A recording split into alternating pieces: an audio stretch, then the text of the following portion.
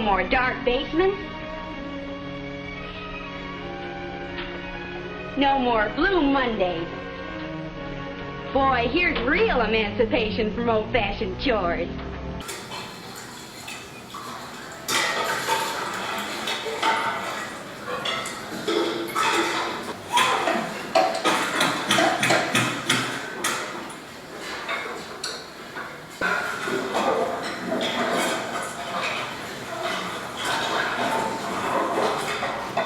In the late 1950s, Velma Orlico, who was a young mother in Winnipeg, was suffering from postpartum depression. She sought help at the Allen Memorial Institute in Montreal with a renowned psychiatrist named Dr. Ewan Cameron. At the Memorial Institute, she wasn't being treated for depression. She was actually the subject of an experiment funded by the CIA and approved by the Canadian government in mind control, brainwashing.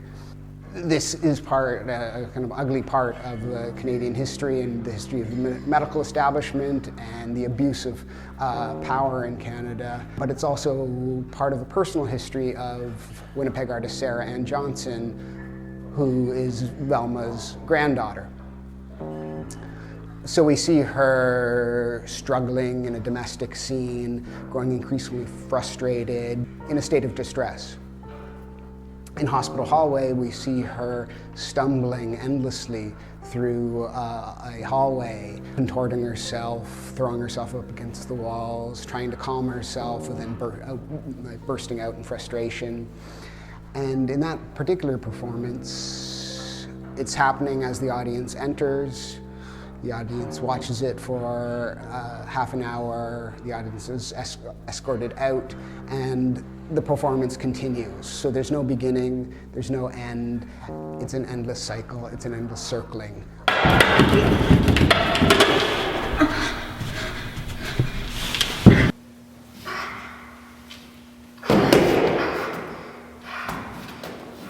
Whereas Dr. Ewan Cameron, the psychiatrist, tried to eradicate memories and destroy the past, what Sarah Ann Johnson, the artist, is doing is documenting the past.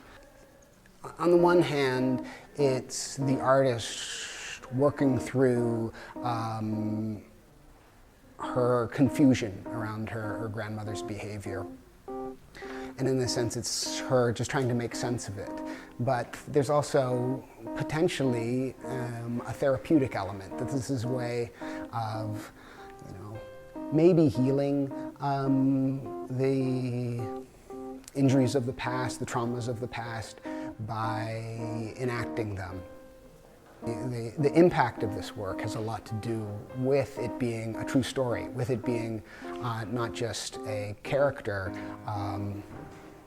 in torment wandering the hallways, but a living person and the artist's own family. The viewer is disturbed and can't simply just dismiss that experience or repress it or belittle it like you would, say, a horror movie. They have to respond to it, and it's challenging in that way, but it elicits an opening up, not of beauty or of concepts, but of human experience.